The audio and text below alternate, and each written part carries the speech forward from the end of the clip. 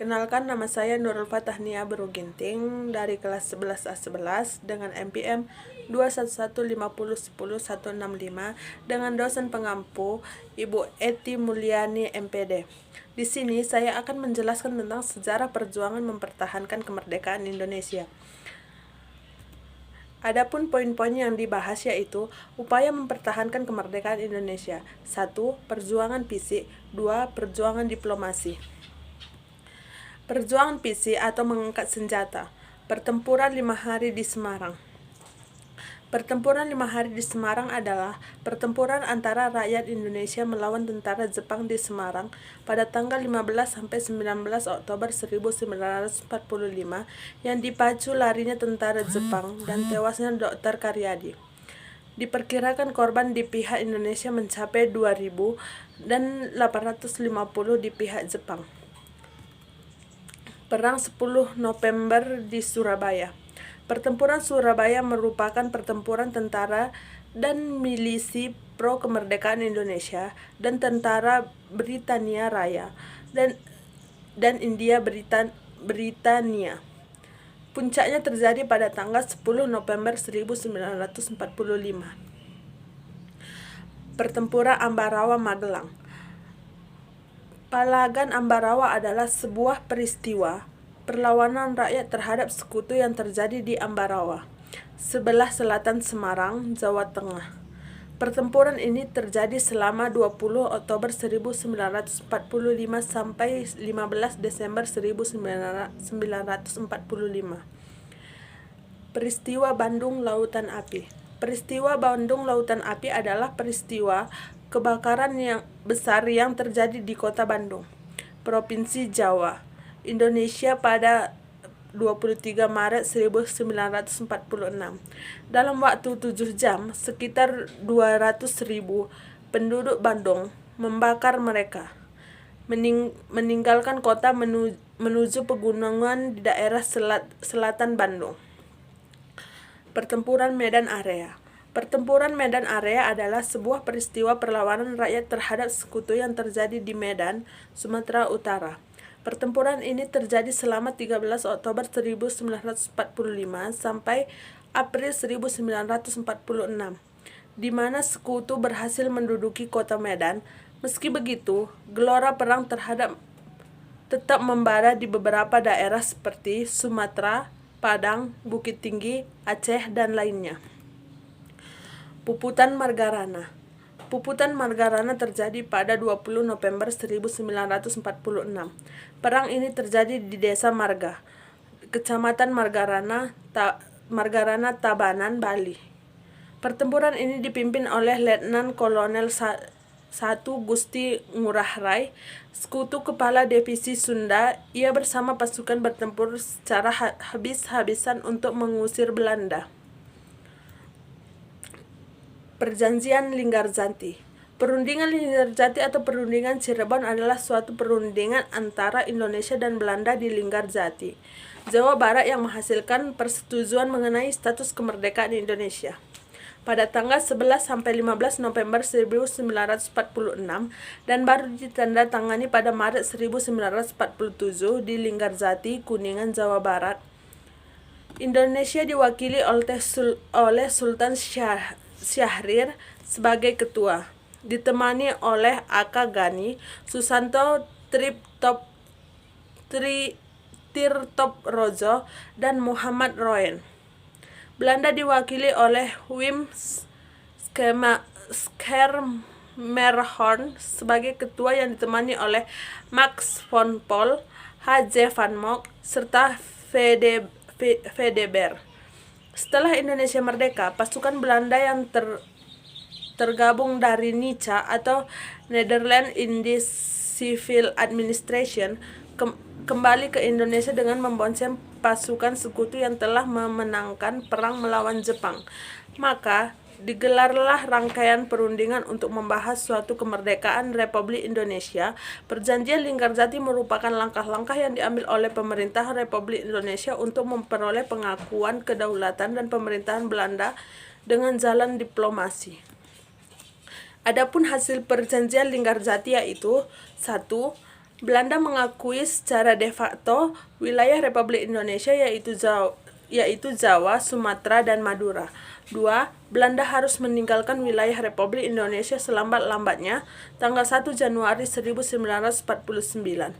Yang ketiga, Belanda dan Indonesia sepakat membentuk Negara Republik Indonesia Serikat atau RIS.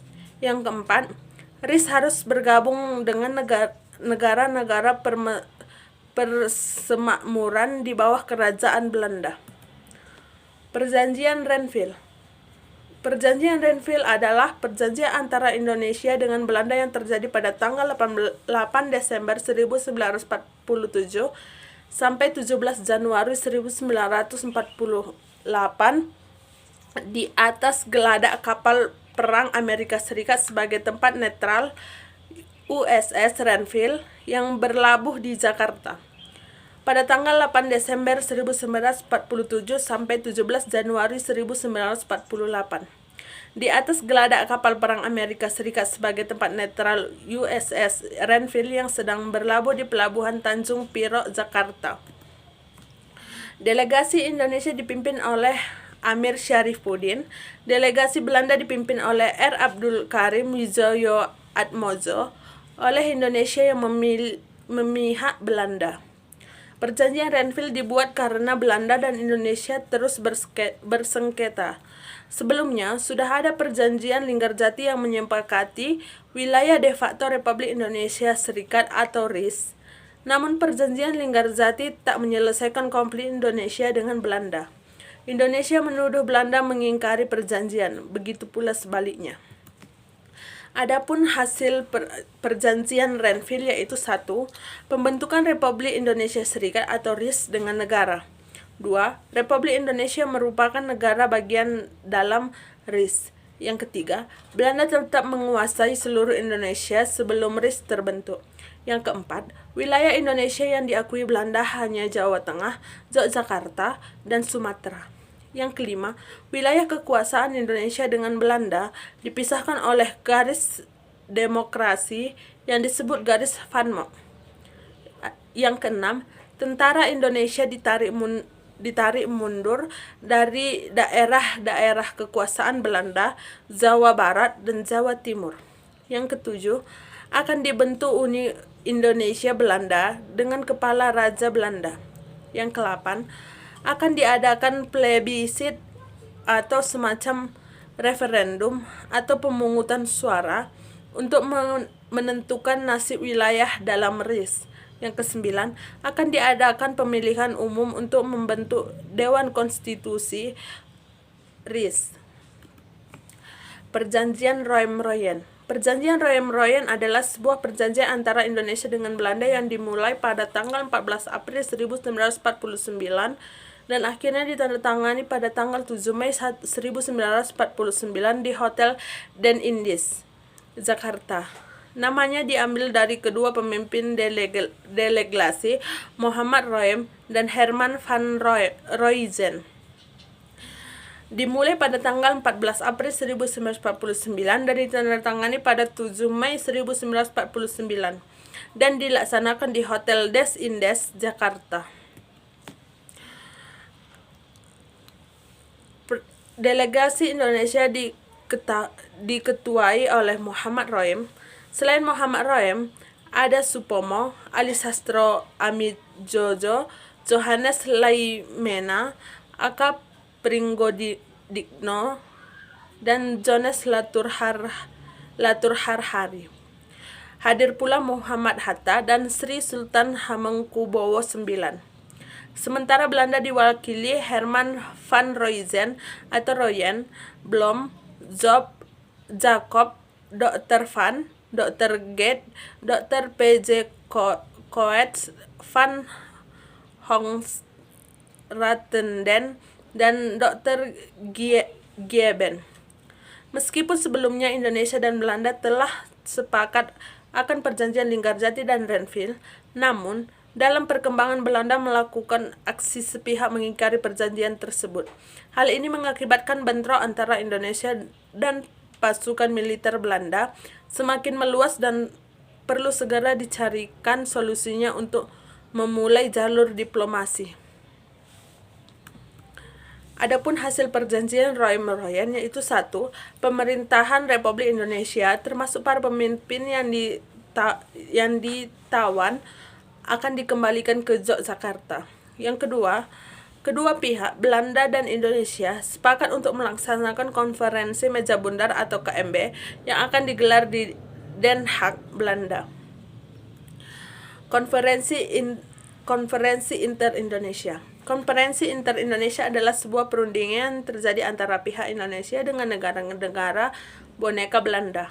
Konferensi Inter-Indonesia ini berlangsung di Yogyakarta dan diadakan 2 periode. Yang pertama, 19 sampai 22 Juli 1949 dan yang kedua 30 Juli sampai 2 Agustus 1949. Konferensi Inter-Indonesia dilaksanakan 2 kali, yakni pada yang pertama 19 sampai 22 Juli 1949 dan kedua 31 Juli sampai 3 Agustus 1949. Konferensi Inter-Indonesia 1 dilaksanakan di Hotel Tugu, Jalan Marga Utama, Yogyakarta. Konferensi Inter-Indonesia yang kedua dilaksanakan di Jakarta. Konferensi ini dipimpin oleh Muhammad Hatta. Dalam perjanjian Roym-Royan pada tanggal 7 Mei 1949, Indonesia dan Belanda telah menyepakati tentang pelaksanaan konferensi meja bundar yang akan diselenggarakan di Den Haag, Belanda pada bulan Desember 1949. Pemerintah Indonesia menilai perlu adanya persiapan strategi diplomasi dan konsolidasi sebelum pelaksanaan KMB. Adapun hasil Inter-Indonesia yaitu 1. RIS akan melaksanakan pemerintahan berdasarkan asas demokrasi dalam bentuk negara federal. Yang kedua, RIS akan dikepalai oleh seorang presiden konstitusional dan dibantu oleh menteri-menteri. Yang ketiga, presiden dan menteri akan bertanggung jawab kepada Dewan Perwakilan Rakyat atau legislatif. Yang keempat, pembentukan 2 badan legislatif yaitu Dewan Perwakilan Rakyat dan Dewan Perwakilan Negara Bagian. Adapun yang kelima, Angkatan Perang RIS adalah Angkatan Perang Nasional yang terdiri dari TNI, KNIL, ML atau Militer dan FIBI, Veiligheid's Battalion. Konferensi meja bundar. Konferensi meja bundar adalah suatu pertemuan yang dilaksanakan di Den Haag, Belanda dari 23 Agustus hingga 2 November 1949 antara perwakilan Republik Indonesia, Belanda dan BFO yang mewakili berbagai negara yang diciptakan Belanda di Kepulauan Indonesia. Konferensi meja bundar dilaksanakan pada 23 Agustus sampai 2 November 1949. Konferensi Inter-Indonesia 1 dilaksanakan di Den Haag, Belanda. Delegasi Indonesia diketuai oleh Muhammad Hatta. Selain itu, tokoh lainnya yang terlibat yakni Muhammad Roym, Mr. Supomo, Dr. Zailemena, Mr. Ali Sastrowijoyo, Ir Juanda Sukiman, Mr. Sujono Hadinoto, Sumitro Jojo Hadikusumo, Mr. Abdul Karim Pringgodikdo, Kolonel TB Simatupang, dan Mr. Muwardi. BFO dipimpin Sultan Hamid II dari Pontianak. Adapun Belanda diwakili oleh Van Marsteffen. Diadakan konferensi meja bundar juga menjadi salah satu kesepakatan dalam perjanjian Roym-Royan. Adapun hasil konferensi meja bundar yaitu 1.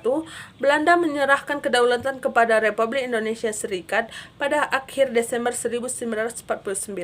Yang kedua itu akan dibentuk Uni Indonesia Belanda. Dalam uni itu, Indonesia dan Belanda akan bekerja sama, kedudukan Indonesia dan Belanda sederajat. Yang ketiga, Indonesia akan mengembalikan semua milik Belanda dan membayar utang-utang Hindia Belanda sebelum tahun 1949. Yang keempat, masalah Irian Barat akan dibahas 1 tahun kemudian. Inilah hasil dari penjelasan saya mengenai sejarah perjuangan kemerdekaan Indonesia. Sekian, terima kasih.